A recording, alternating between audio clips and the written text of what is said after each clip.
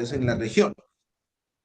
Dato que considero desde mi humilde perspectiva es no menor, entendiendo que el mercado de los centros comerciales depende en buena medida de lo que suceda alrededor de la disposición de gasto de los hogares. Ahora bien, me parece importante hacer la siguiente salvedad para quienes no son consumidores de nuestros datos y quienes no nos conocen, que eventualmente podría ser una audiencia que se encuentra fuera del país.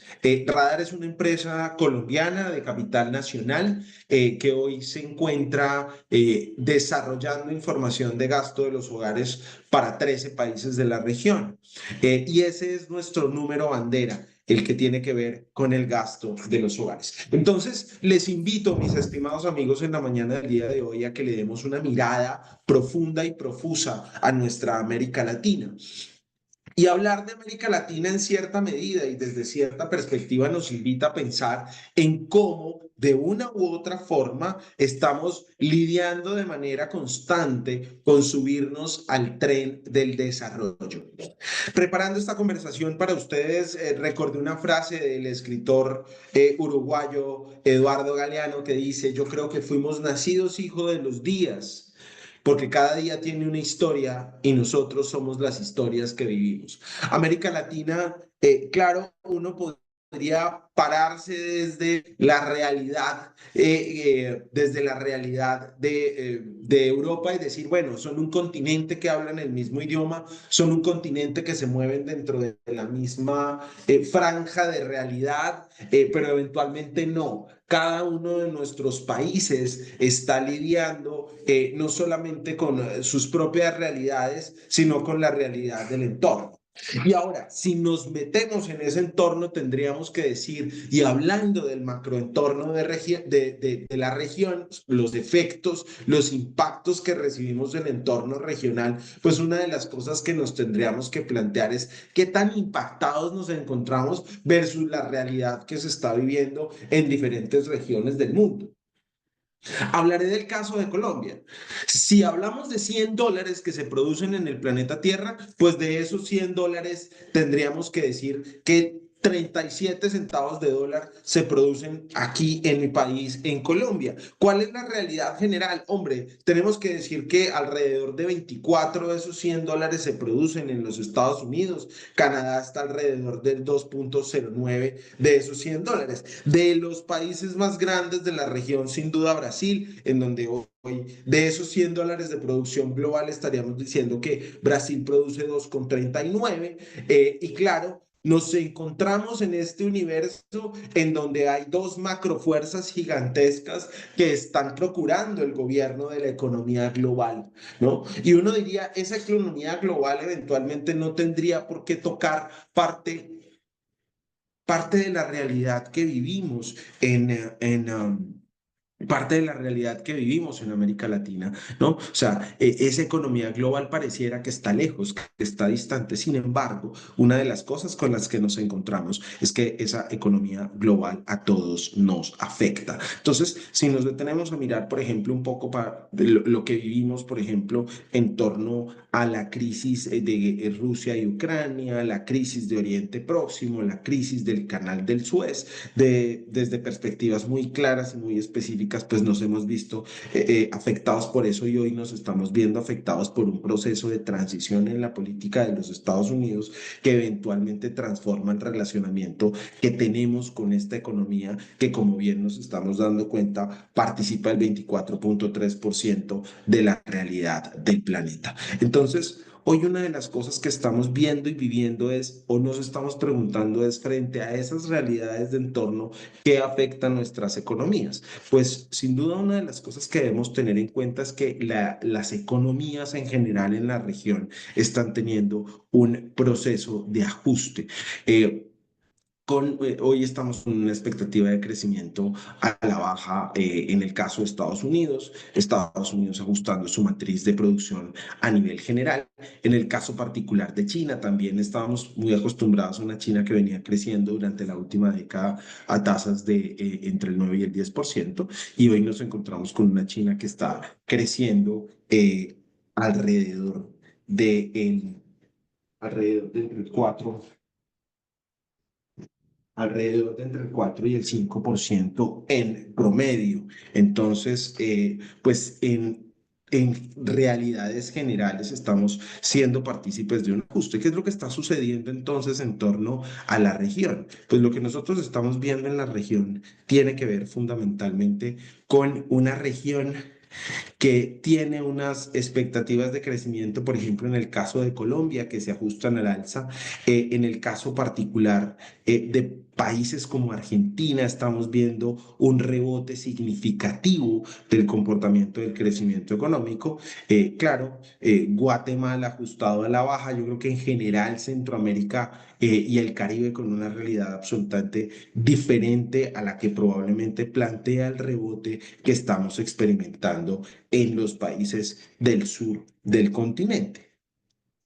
Ahora bien, entre esos vientos de frente y esos vientos de cola, quizá una de las noticias que es interesante para el gasto de los hogares y que afecta y toca el carro de mercado de los hogares en la región tiene que ver básicamente con lo que estamos experimentando alrededor de la inflación. Entonces, ¿es la inflación o se constituye la inflación en una noticia bien particular para los hogares en América Latina, que habíamos venido experimentando, hombre, una inflación que afectaba a los componentes asociados a los alimentos, que tocaba de manera directa los servicios públicos domiciliarios, servicios públicos como la energía, lo vimos en el corredor seco de Centroamérica, un incremento de los precios de la energía, claro, frente a una situación de crecimiento, por ejemplo, de una variación positiva de las temperaturas en Centroamérica, pues claramente parte de lo que nos podríamos encontrar es que en cierta medida crece el consumo de agua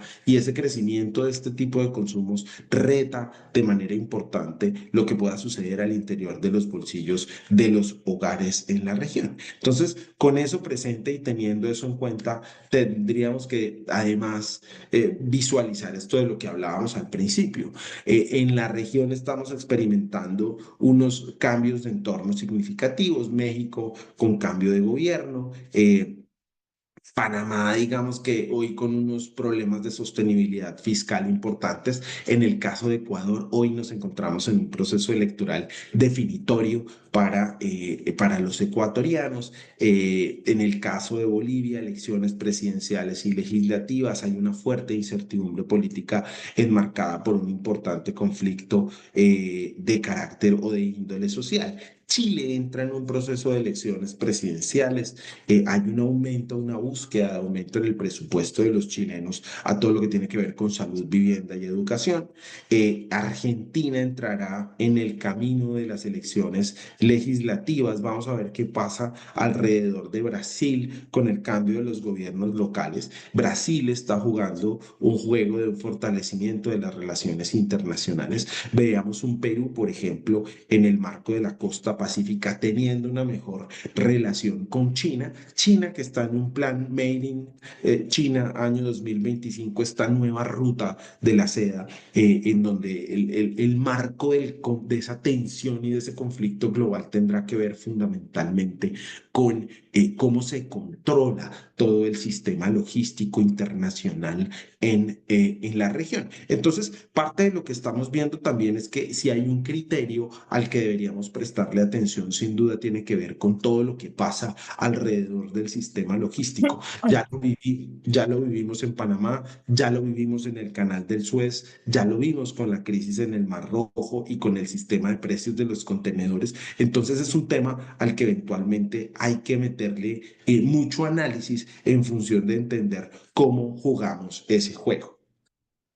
Hablando específicamente de la región, tenemos que decir, claro, las tensiones respecto de la relación con Estados Unidos y de la relación con China, pero también las tensiones internas de nuestros países juegan un rol definitorio frente a lo que sucede en el mercado. Ya estamos hablando de una relación del TIMEC entre Estados Unidos, México y Canadá. Estamos hablando, en el caso de México, de la implementación de una reforma política. Vienen las discusiones de fondo alrededor de la reforma laboral pero al final del día también y en muchos de nuestros países, parte de lo que nos está pasando es que estamos teniendo que revisar fiscalmente el asunto de manera constante, fundamentalmente porque generamos alrededor de la política fiscal en los últimos 5 años un sistema de déficit pasando no solamente por la pandemia, sino por todas las crisis que la pandemia trajo de base. En el caso de Guatemala, pues estamos hablando de una ley, por ejemplo, contra la delincuencia organizada, un levantamiento de la medida de suspensión al partido oficialista Semilla, negociando con China un tratado de libre comercio y las negociaciones para la reactivación de un tratado de extradición con los Estados Unidos.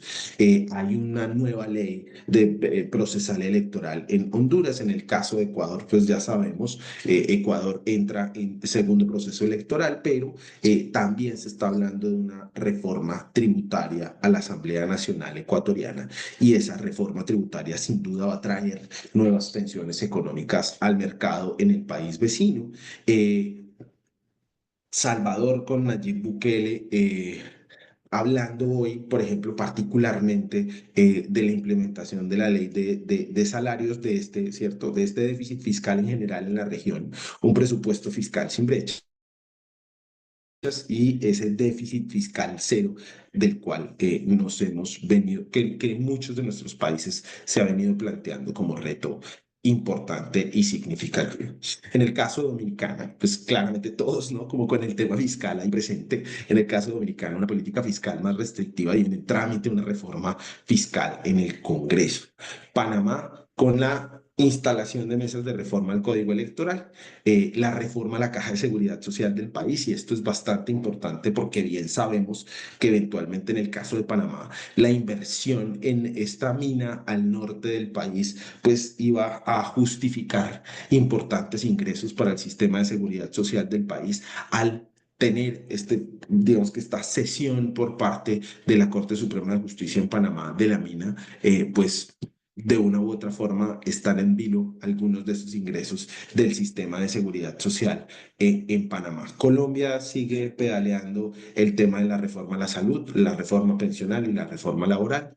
Eh, y estamos en discusiones y debates en general, y este pues tercer año de gobierno del gobierno de Gustavo Petro con muchos retos significativos. En el caso de Perú, estamos hablando de un cambio en la estructura de gastos e ingresos del gobierno. Seguimos con el tema fiscal. El tema fiscal sigue manejándose de manera constante en toda la región y estamos hablando del retorno a la bicameralidad en Perú para las elecciones del año 2026. Ese es el panorama en general de la región. Entonces, cuando nos detenemos a pensar en ese panorama general de la región, tenemos que decir que es clave entender que estamos en el marco no solamente de nuestras propias tensiones, sino de unas tensiones que se mueven entre Estados Unidos y China buscando equilibrios globales. ¿Cómo lo sentimos en el universo del comercio y del mercado? ¿Cómo se siente esa presión y esa tensión? Hombre, yo creo que uno, y hay que tenerlo en cuenta, ya lo estamos viviendo, hay una serie de políticas comerciales restrictivas y de sanciones.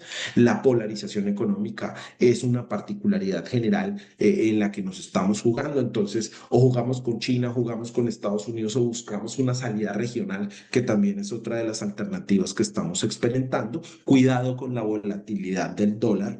Eventualmente, claro, hay algunas economías como Ecuador que está dolarizado, pero también tenemos la realidad de Panamá y Costa Rica que aunque no están del todo dolarizadas, pues son economías que se mueven o en donde el dólar tiene una importancia significativa. Entonces, esas presiones geopolíticas nos van a poner un dólar muy volátil. Eh, en el caso de Europa, pero del mundo entero, estamos hablando del precio de los energéticos como un actor fundamental.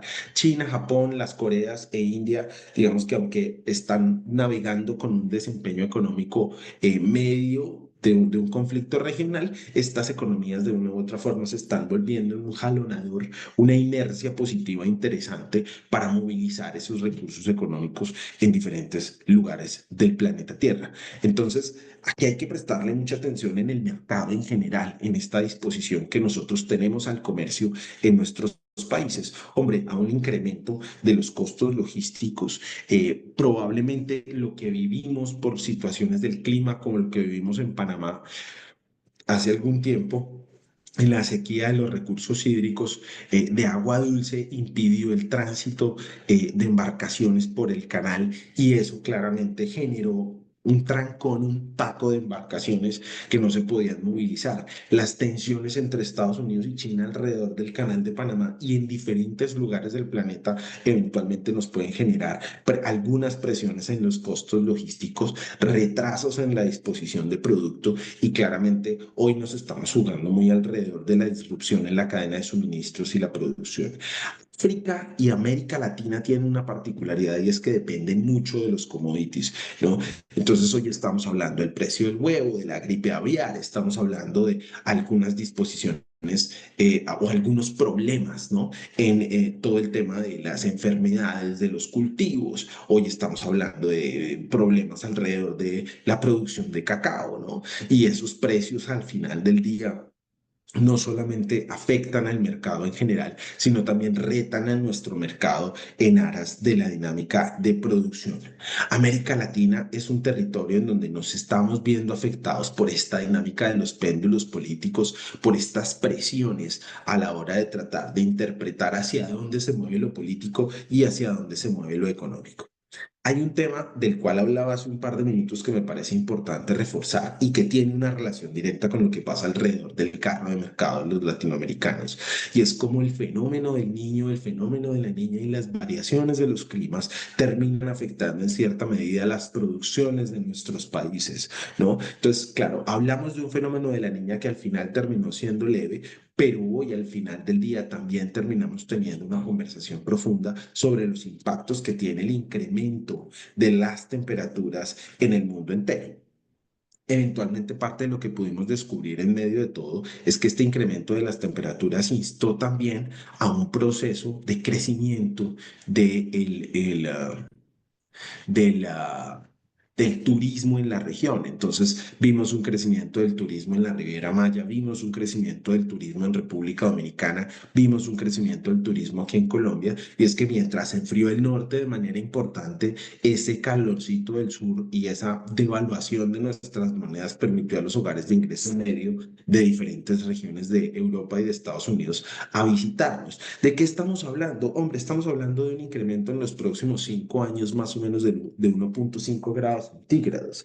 Eso hace que demandemos más recursos hídricos y energéticos, que los hogares tengamos que pagar más por el agua y por la energía, inclusive y en algunos casos viéndonos sometidos a los racionamientos. Realidad esta que vivimos en Ecuador, por ejemplo, el tema de los racionamientos en Ecuador fue bastante fuerte, fue muy importante, tuvo una importante duración. Esa duración, esa duración esa duración importante que tuvo este racionamiento en Ecuador nos tocó y afectó de manera significativa a la región. Bogotá, eh, Bogotá está, Bogotá está con racionamiento de agua.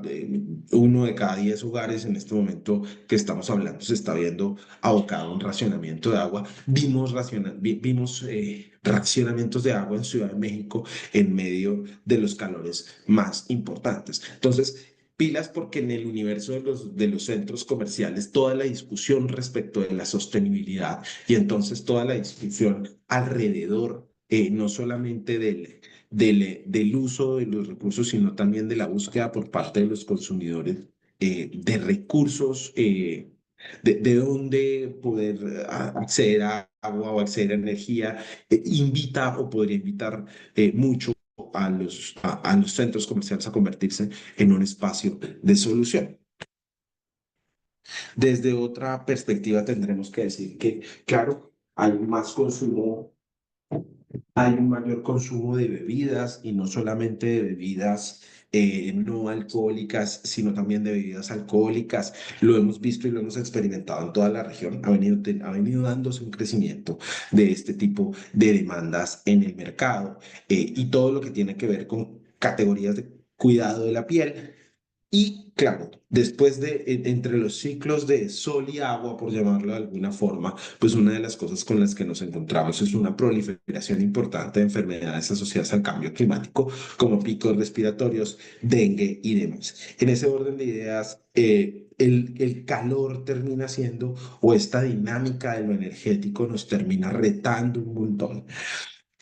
Y ahí, pues obviamente, los centros comerciales juegan un rol trascendente e importante. Y claro, el uso de aguas recicladas, nuevas fuentes de energía, invita a los consumidores a ver de manera mucho más sostenible y sustentable la realidad de estos comercios frente a su disposición de gasto y su disposición de consumo. Voy a citar algunos ejemplos como Paraguay, Costa Rica, Colombia dependen de manera importante de la capacidad hídrica para efectos de la generación de energía como fuente en América Latina y el Caribe. Y entonces ahí tenemos retos significativos, pero además tenemos un comercio que se mueve entre nosotros. Entonces, ¿por qué el tema del cambio climático en general tiene una relación importante con el bolsillo de los consumidores? Uno, todo el encarecimiento de los servicios públicos, todo el sistema de servicios públicos domiciliarios, todo el sistema de combustibles para la producción de energías, y hablo de las energías en general porque detrás de esto pues estamos hablando no solamente de la energía eléctrica, hídrica, gas. Entonces, todo este sistema en general se ve afectado en términos de precios, la producción de alimentos y otras industrias afectadas por el estrés hídrico y por el incremento de los precios de la energía, cuidado con los racionamientos y apagones y una región que eventualmente podría tener alrededor de la cooperación y el comercio un territorio de oportunidad importante.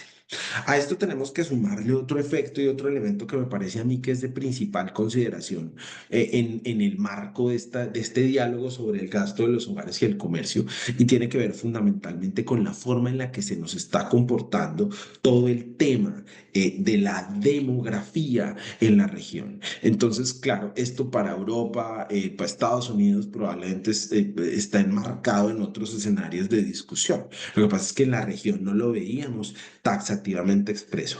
Si usted se da cuenta aquí en la parte baja de la gráfica en donde se lo estoy señalando, usted puede ver cómo se reducen las cotas poblacionales de los grupos etarios más pequeños, y entonces estamos teniendo menos hijos. Solemos decir aquí en Colombia que pasamos de tener un hogar de John, Jenny, los niños y el perro, a un hogar de Jenny que es mamá de un perrijo y de un gatijo y que tiene por mascota una planta.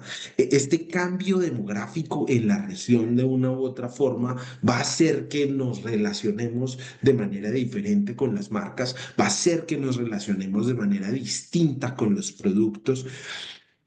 Claro, y cuando lo vemos agregado por América Latina, la tasa de fecundidad de América Latina está alrededor de 1,6, la tasa de natalidad alrededor del 14,2%. Estamos hablando de una América Latina en donde hay más o menos 3,4 personas por hogar, pero ya hay países como el nuestro, Chile, Costa Rica, en donde ese número cae, y tenemos retos alrededor de la redistribución del ingreso. Entonces, revisado eso, ¿qué tendríamos que decir? Hombre, que el gasto en la región en general viene expresando un ajuste. Si usted se da cuenta, pues claro, ya pasamos el pico inflacionario del año 2022. En septiembre del año 2022, la región vivió o pasó o atravesó su pico inflacionario más importante, y ese pico inflacionario progresivamente se ha venido ajustando más o menos a números que teníamos alrededor de diciembre del año 2019. Ese ajuste en general de la inflación hace que los hogares desarrollen un esfuerzo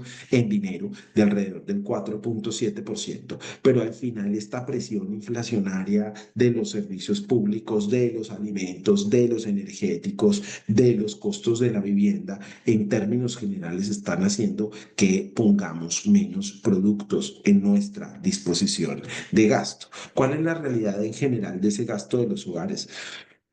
Pues hombre, hemos podido experimentar, ¿no? Un ajuste en el gasto en México. México se está moviendo o habla de un tamaño de mercado para el año 2024 de alrededor de 1,27 billones de dólares. Los mexicanos están poniendo más o menos dos productos más en su canasta de gasto. México, claro, con una inflación importante, es una inflación que ha venido viéndose afectada ya muy de base por el precio de los alimentos y por el precio de los productos para la vivienda, México pues logra o ha logrado tener un ajuste de la inflación hacia abajo, por lo menos en la última parte del año 2024. Guatemala, estamos hablando de un mercado de alrededor de 115.000 millones de dólares. Los guatemaltecos, quienes vienen teniendo un proceso de crecimiento económico relativamente sostenido en los últimos años, han venido pudiendo poner 3,79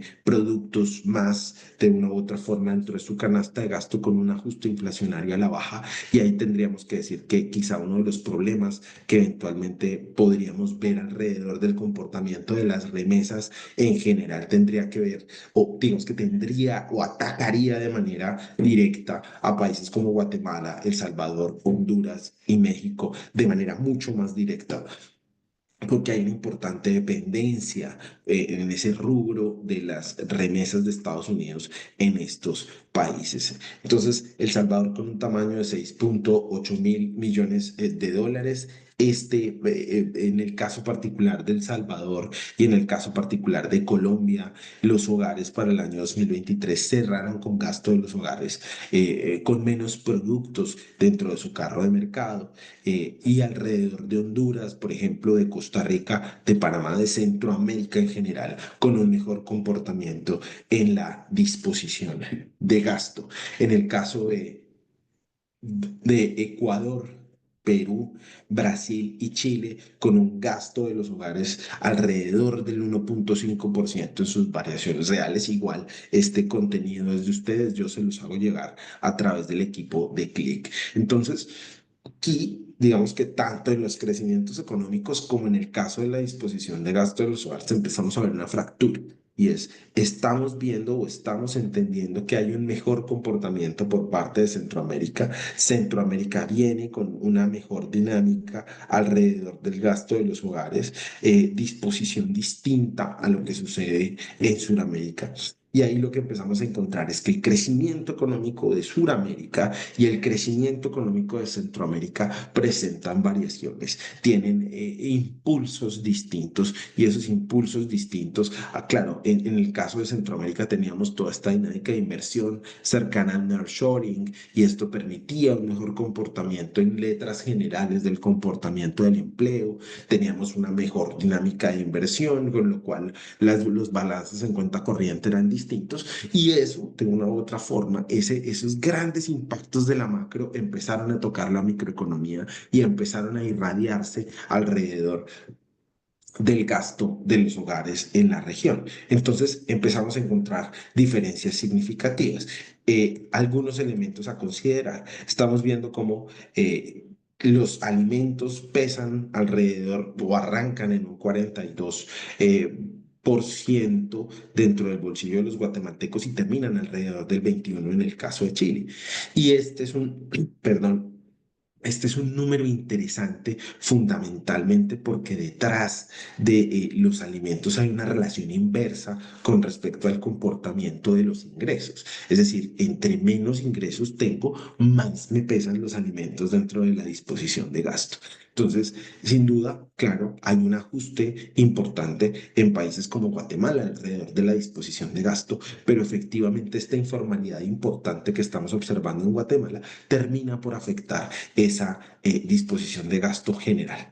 Aquí estamos impactados por la inflación en los alimentos, pero como vimos en general en la región, el ajuste inflacionario que hemos venido teniendo alrededor de los alimentos permitió en muchos casos que el proceso de reestructuración de gasto se manejara de una mejor manera. Hay países como República Dominicana, hay países como Panamá, en donde el tema de los combustibles, Colombia que tuvo incrementos en el precio de los combustibles de manera sostenida en el año 2023, terminan afectando este rubro de manera significativa. Hay países como Honduras, hay Colombia, México, en donde los costos de vivienda hacen que en términos corrientes crezca este rubro o goce de una importancia significativa dentro del bolsillo de los hogares. En el caso de los restaurantes y hoteles, en estos países analizados nos encontramos con Perú y un México en donde las comidas por fuera del hogar son absolutamente importantes y relevantes dentro del bolsillo de los hogares. Y ahí nos vamos para bienes y servicios diversos en donde países como República Dominicana, el cuidado, la salud, la belleza y el cuidado personal, más mayoritariamente todo lo que tiene que ver con la belleza y el cuidado personal, se hacen perfectamente relevantes, son un elemento significativo de gasto hedónico y entonces vemos a los hogares dominicanos haciendo un esfuerzo importante para esta disposición de gasto.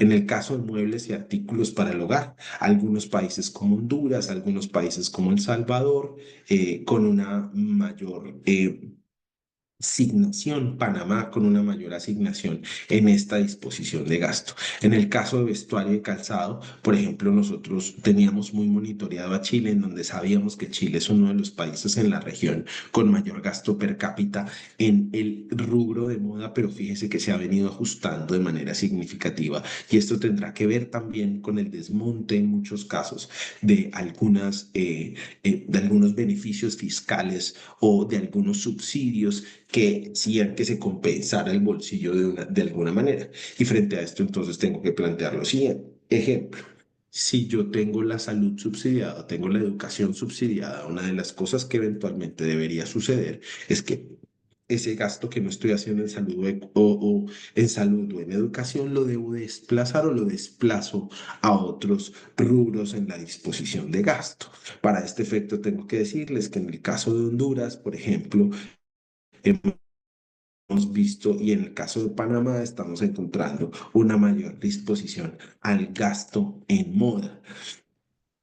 En el caso particular de recreación y cultura, Panamá, con un crecimiento significativo en la región y en los consumidores de la región en general, estamos viendo el entretenimiento como un actor fundamental. Y cuando hablamos del entretenimiento, estamos hablando de conciertos, gasto en plataformas de streaming, de gasto en espectáculos deportivos. Entonces hemos venido viendo un ajuste en este tipo de rubros.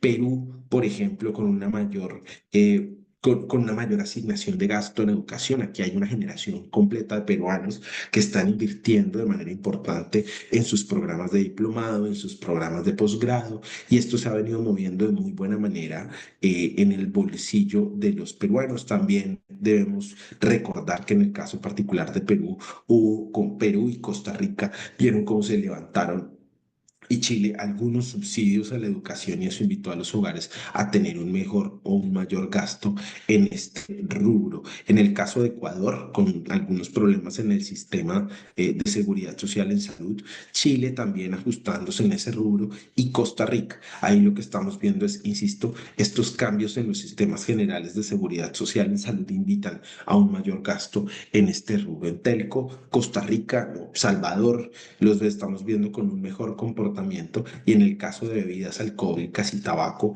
países como Chile, en donde el vino juega un papel fundamental, República Dominicana, por el peso de su turismo. En el caso de México, hay un impulso también al gasto significativo en bebidas alcohólicas y Colombia moviéndose muy bien en este rubro. Entonces, en términos reales, ¿qué tendríamos que decir? Que si en diciembre del año 2019 un latinoamericano, un centroamericano ponía 100 productos en su canasta de gasto. Hoy estamos viendo que Centroamérica se mueve a tasas del 121%, del 21%. Hay un crecimiento del 21% con respecto a diciembre del año 2019. Fíjense que en el caso de Sudamérica venimos un poco más ralentizados. Colombia, ¿no? Cierra en diciembre con un crecimiento del 2,02%, termina alrededor de negativos del 0,08. Perú cierra año o cierra un diciembre o cierra una temporada de gasto alrededor con una variación periodo contra periodo del 1,56. Brasil viene en terrenos negativos, Chile viene en terrenos negativos y estamos viendo también un Ecuador que cierra en terrenos negativos. Entonces, Hablando específicamente del caso de diciembre, fíjese que en comparativo contra Centroamérica estamos o terminamos viendo, o el mes de diciembre terminó cerrando con una realidad totalmente distinta. Y este gasto, claro, por subregiones, para analizarlo por subregiones, tiene que ver también con el comportamiento de la inflación.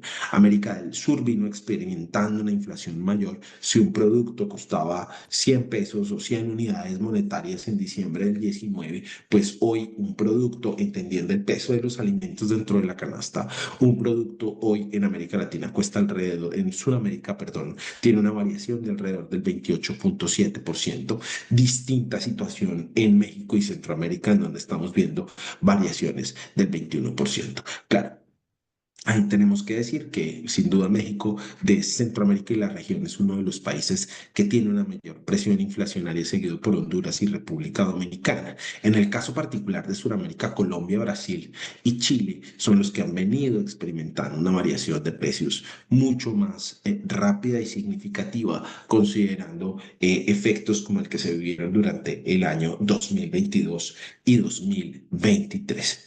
Entonces vimos en un México y Centroamérica y estas categorías pues eventualmente terminan siendo muy importantes para los centros comerciales, todo lo que tiene que ver con, fíjense cómo en América, en Centroamérica y México, las variaciones en diciembre invitaron a un mayor gasto en vestuario y calzado, en transporte, en muebles y artículos para el hogar, bebidas, alimentos y bebidas no alcohólicas, fueron los cuatro rubros que tuviese mejor variación frente al mismo periodo del año inmediatamente anterior.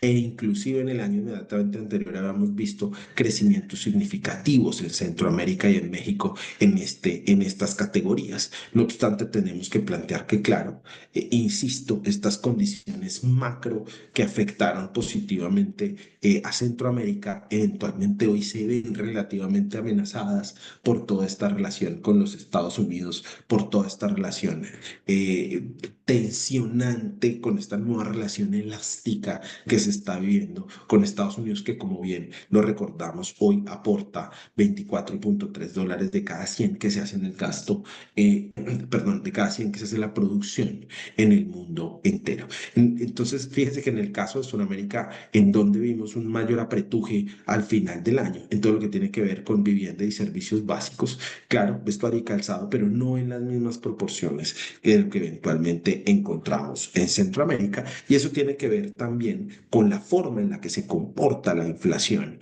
y la forma en la que los impactos de la inflación tocan el bolsillo de los hogares en Colombia. Entonces, mientras en Costa Rica, Panamá y El Salvador vimos algunos ajustes, por ejemplo, en los precios de transporte o en los precios del vestuario y del calzado o en los precios de los muebles y los artículos para el hogar, de una u otra forma en el resto de la región, particularmente en países como Colombia, México y Honduras, empezamos a experimentar presiones importantes en los precios de los productos para la vivienda o presiones significativas en todo lo que tiene que ver con restaurantes y hoteles. Entonces, frente a estos procesos de ajuste, están respondiendo los hogares.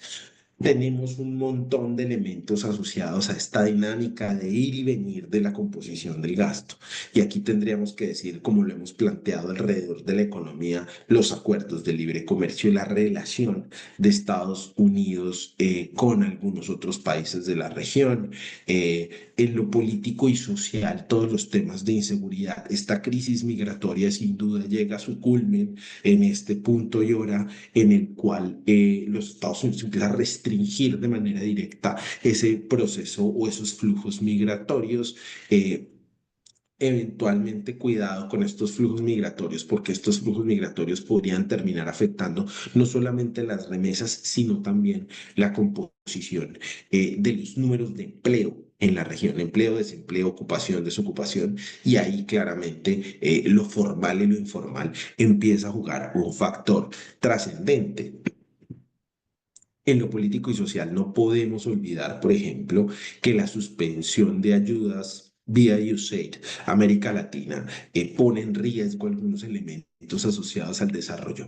No olviden que USAID como agencia está encargada o estaba encargada de liderar todo este proceso de crecimiento, de crecimiento de variación de los famosos objetivos de desarrollo del milenio, ¿no? Entonces, en el caso del medio ambiente, sí hablábamos muy de los eventos climáticos que eventualmente podrían terminar afectando la composición de la región. Sin embargo, también es importante tener en cuenta que la región también puede liderar procesos de transformación energética global.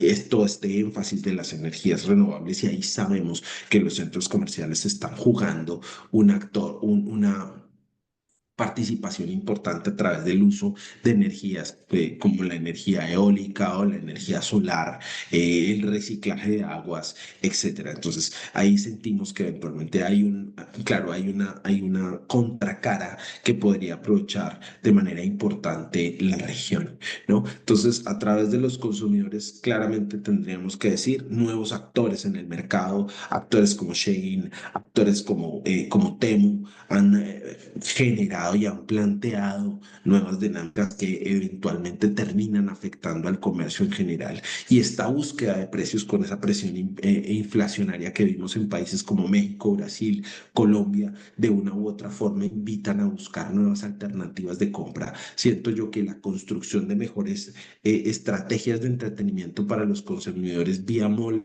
esos centros comerciales, de una u otra forma puede instar a un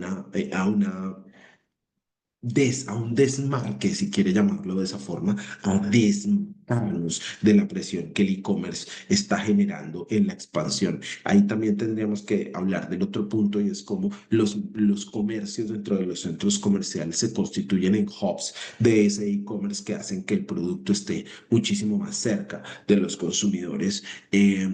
Claro, está toda la controversia alrededor de las redes sociales, de las nuevas inteligencias artificiales. ¿Qué es lo que hemos podido identificar? Pues bueno, que las inteligencias artificiales se constituyen en un actor fundamental de esa búsqueda que están haciendo los hogares para entender dónde pueden comprar y consumir mejor.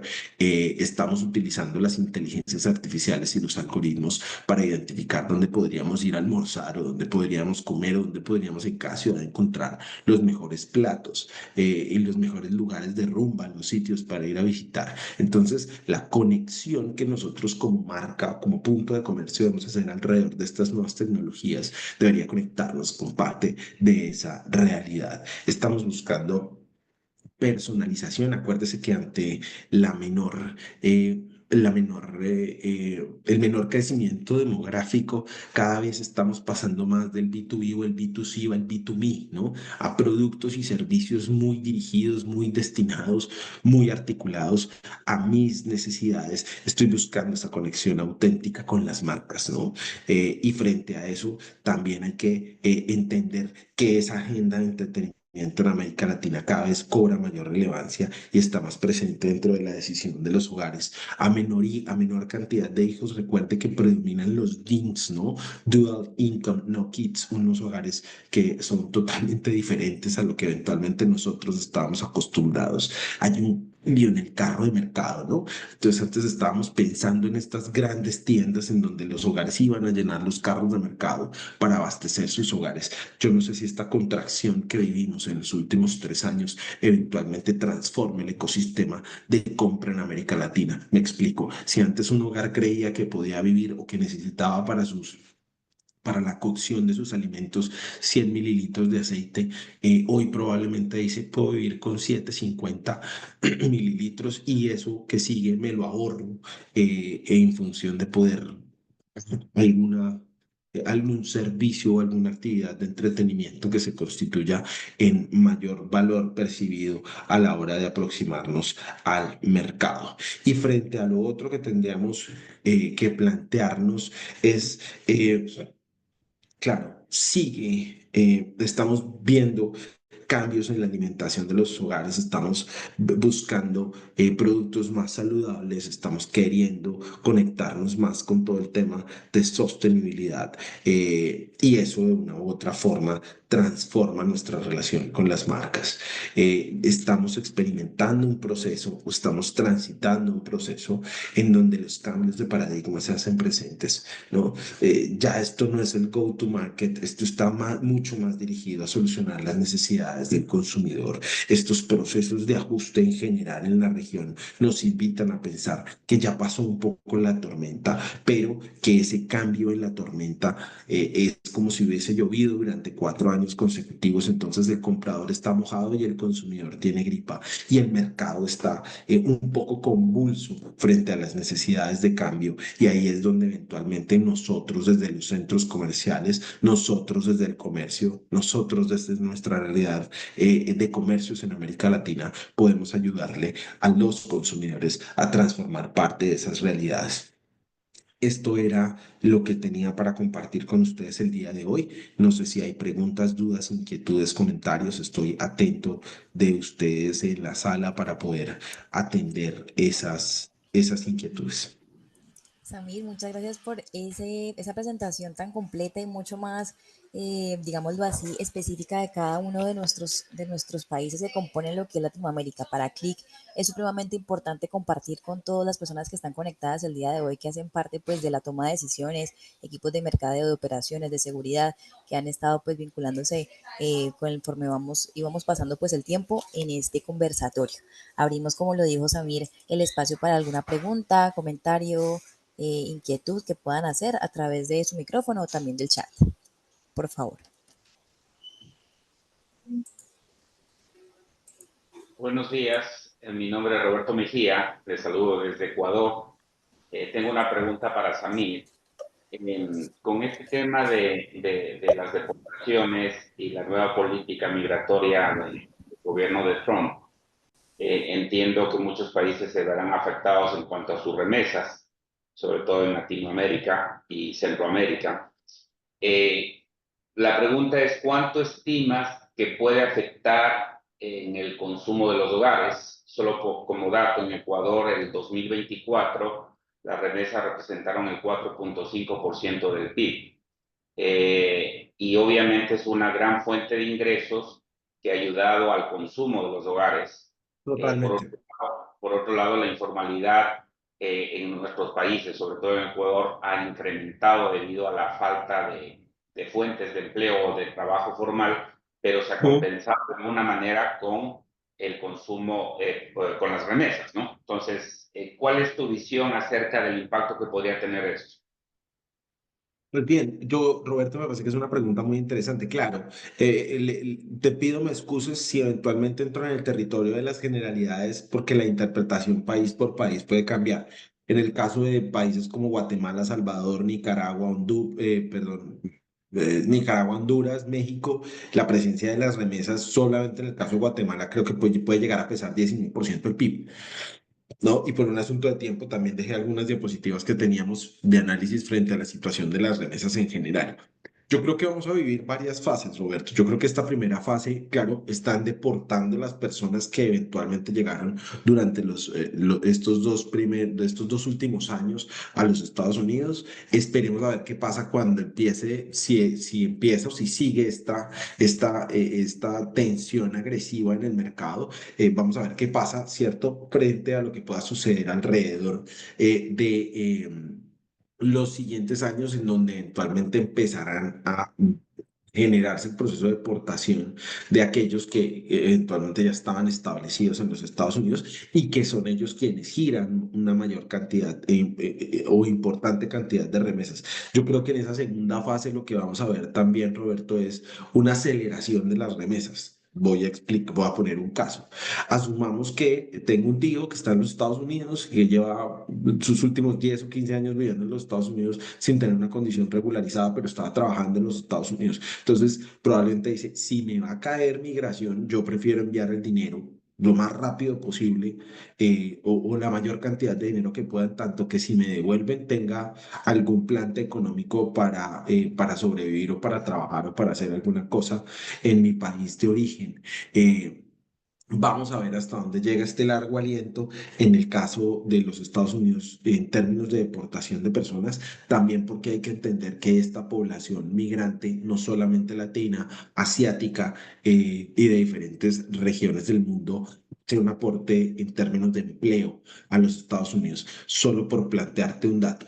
Mientras los ocupados nativos norteamericanos crecen a tasas del 1,2%, la ocupación de mano de obra latinoamericana crece a tasas del 3 o 4%. Eso también es un elemento que hay que revisar. Por ahora me quedo con eso y probablemente sabes qué voy a hacer, Roberto. Voy a incluir unas diapositivas que tengo sobre el análisis de remesas en donde hay una mayor especificidad país por país de sus elementos constitutivos. Gracias, Sam. Con todo gusto. ¿Alguna pregunta adicional? ¿Comentario en el chat? Aquí nos escribe Irina Orellana, excelente presentación, muy completa. Nos la comparten, por favor. Y felicidades de señor Gonzalo Montaño, felicidades por la calidad de la presentación, un tema súper vasto, resumido con mucha experticia. Son los comentarios que tenemos en el chat. Entonces, ya para pues terminar, agradezco mucho a Samir por su intervención. De verdad que ha sido una Gracias. experiencia completamente gratificante y por supuesto enriquecedora para todos los que estamos aquí el día de hoy. Les agradezco a todos los que están presentes pues, por su participación y por la convocatoria. Y bueno, esperamos que el próximo conversatorio pues estén también con nosotros y presentando temáticas igual de interesantes. Muchas gracias a todos. Samir, Un mil gracias. abrazo, gracias. Buen resto de día. Gracias. Bien, hasta luego.